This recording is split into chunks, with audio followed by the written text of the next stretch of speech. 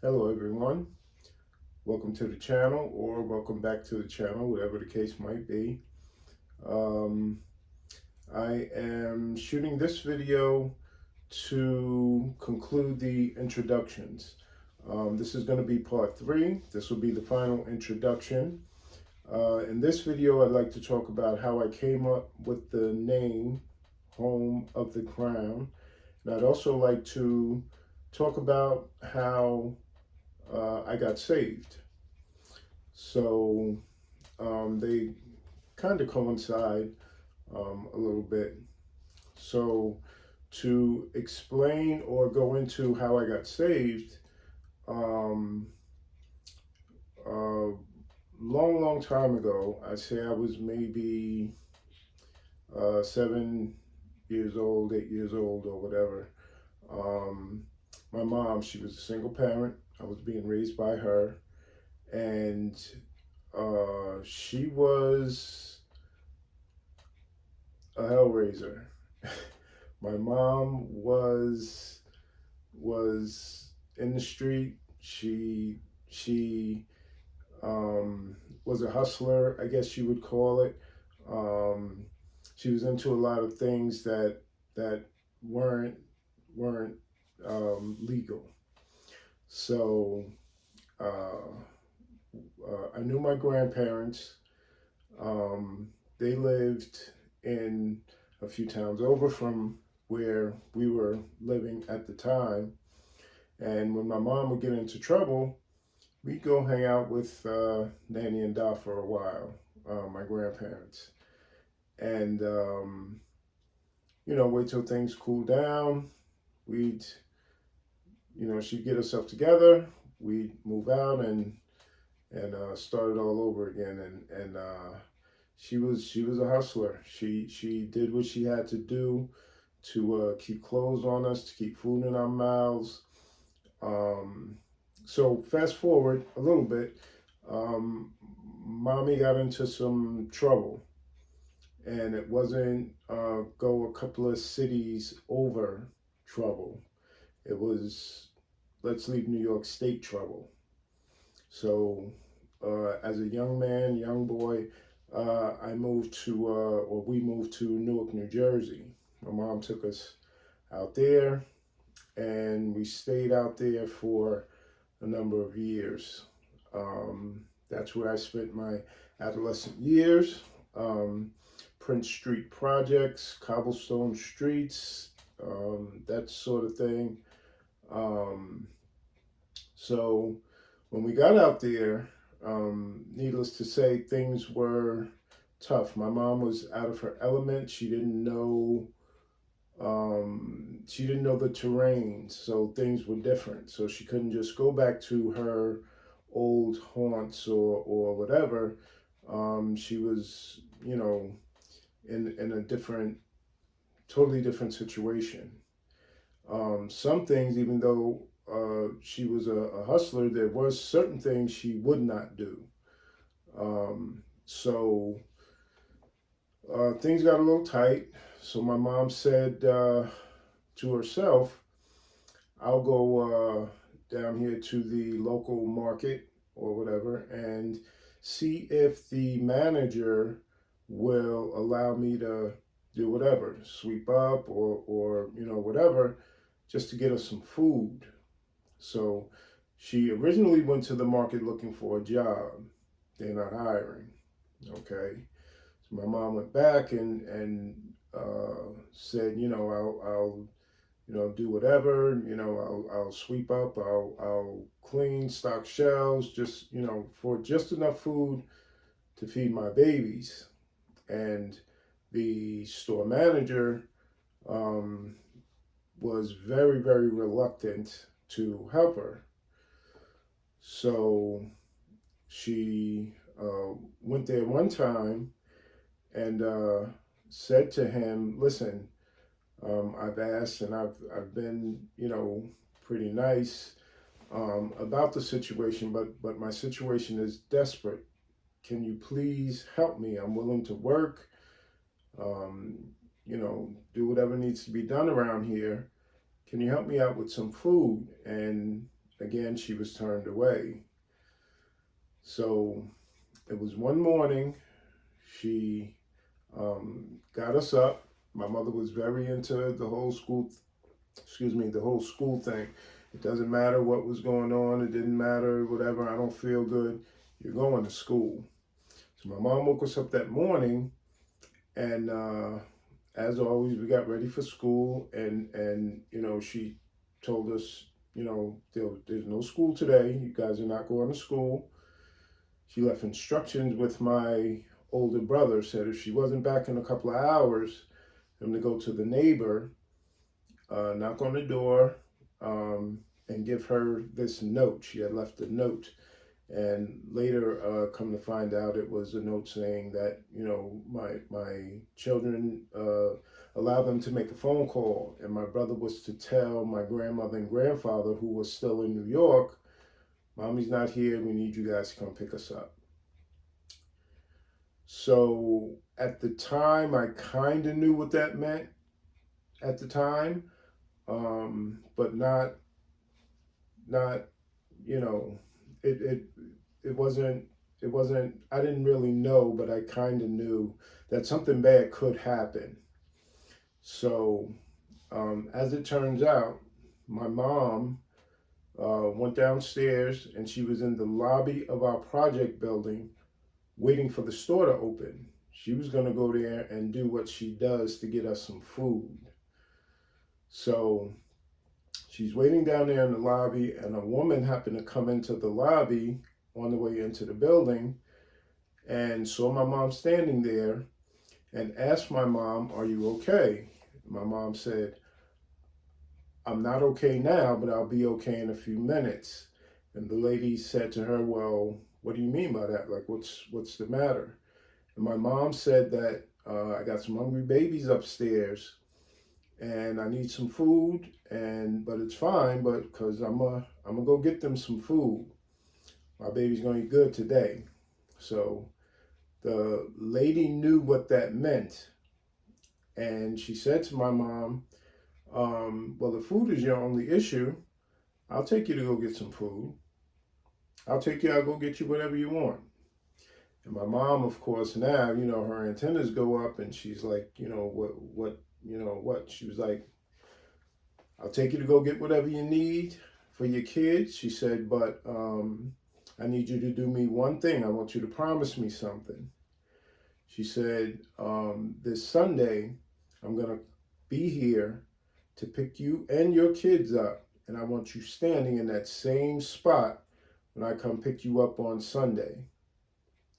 So little did my mom know, when she left the apartment that morning, that she was actually on her road to Damascus.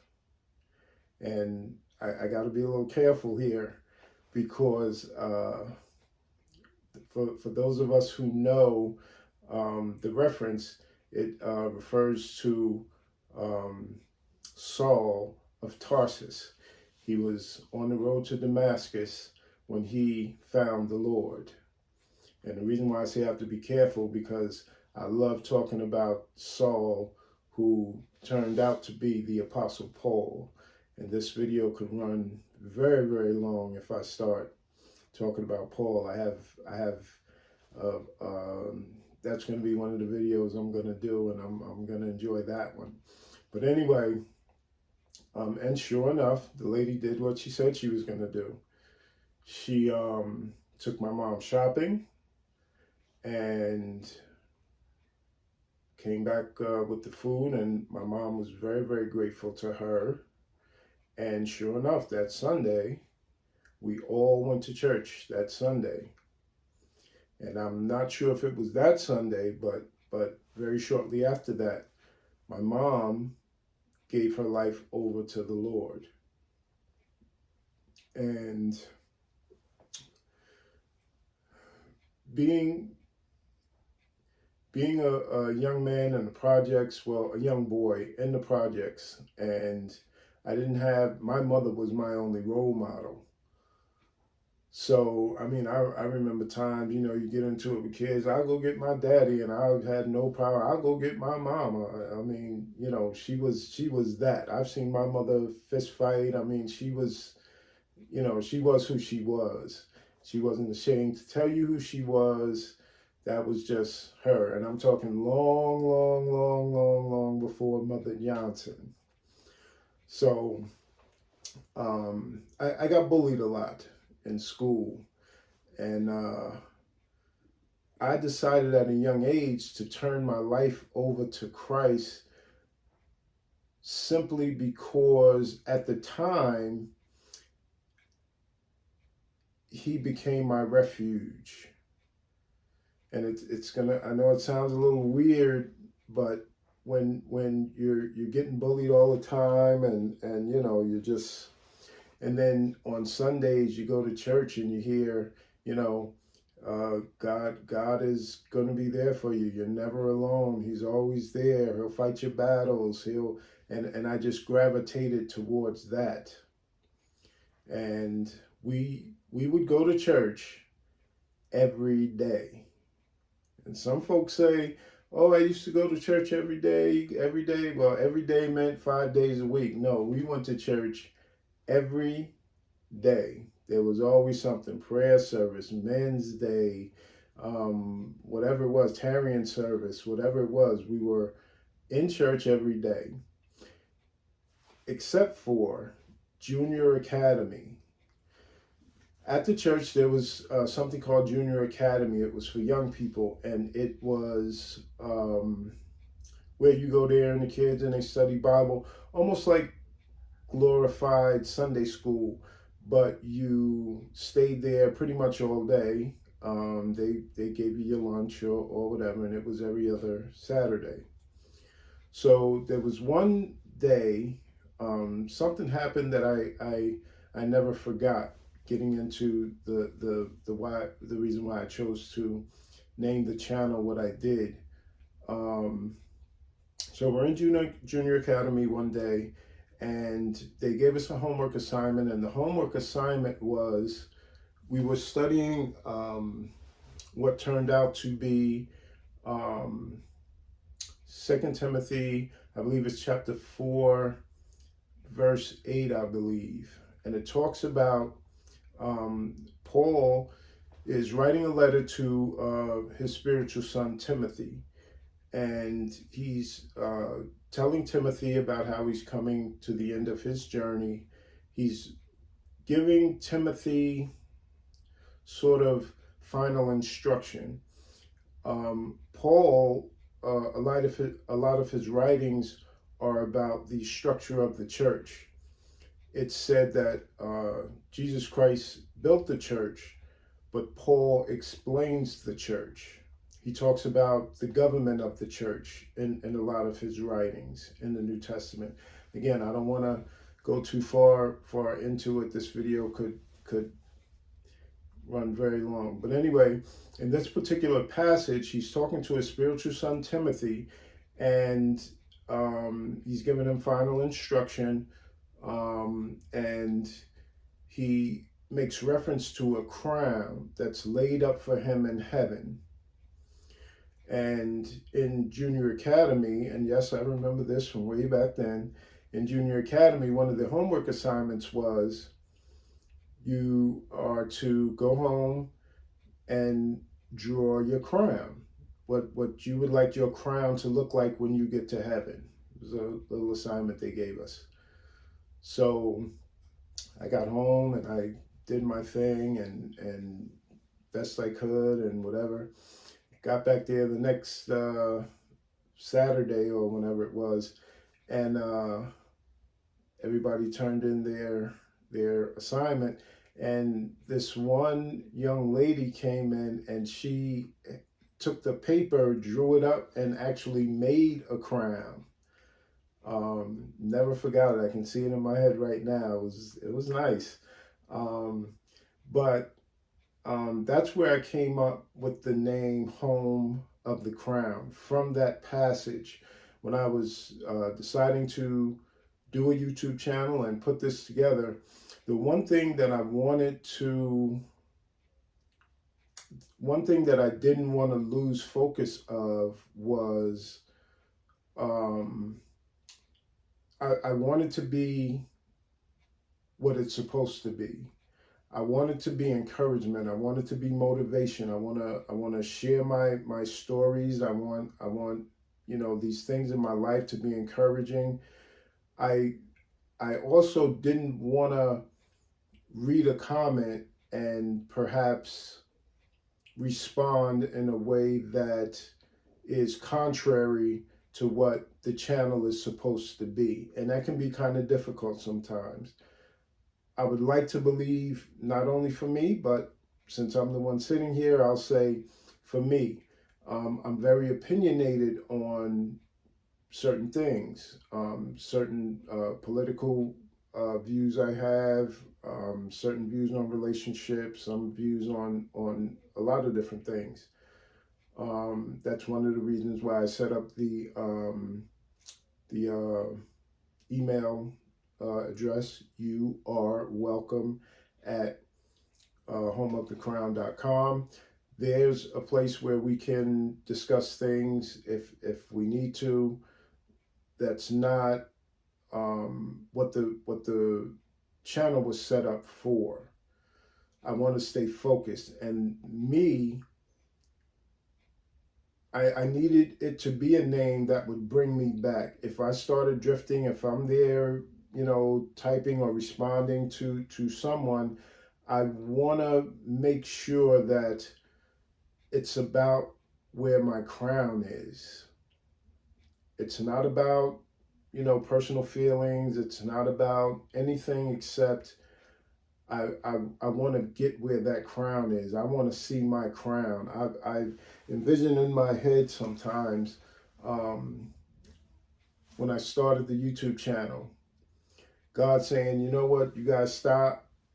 Go back to the drawing board. Daryl, we're not adding to that crown anymore. We got to start from scratch. Look at what my son just did. So these are the things that I am going to use to keep me focused. One of the things is the name itself, Home of the Crown. I need to stay focused on that. Don't get wound up in, and I appreciate comments, good, bad, whatever you have to say. I appreciate it. But in order to keep me focused, that's what, and it goes back to my roots a little bit. So that's what I wanted to put out there as far as how I got saved. We're going to progress from there little by little. As far as a little bit of an update, I am doing very well as far as my health is concerned. We'll get into that in a future video that's going to be coming up very soon. These things that I have here, these are not props, but I'm having an issue. And not to get into too much of that right now, but I just ordered a new computer. It'll be here within a week. And then I'll be able to start. This is going to help with the audio. Videos will be much more professional when my new computer arrives, and I have to update certain things here that this computer will not do for me. This is a very old Macintosh MacBook Pro. It's very old. I ordered a new one. It's on the way. It'll be here in a week. So when that thing comes, then I'll be able to start utilizing what's here and keep putting out the content. I hope you guys enjoyed this one. Give you guys a little bit of background into my how my spiritual journey started, and there's much more I can't wait to share with you guys. So I appreciate you coming back to the channel. Like, subscribe, do whatever you like. Comment, please. I appreciate your feedback. I've got some really nice feedback. There's a gentleman on my job that I work with, and he is a huge encouragement. And I appreciate Brother Hendrickson. He's been a huge encouragement to me. He's promoting the channel. He's out there, and just because he's my brother and I appreciate him. So I'm gonna cut it here. I think we've covered enough in this video, and I'm praying for you guys. I hope you're praying for me. Thank you, thank you, thank you for those of you who have returned to the channel, and much more to come. So until he comes or calls, God bless. I'll see you at the next one.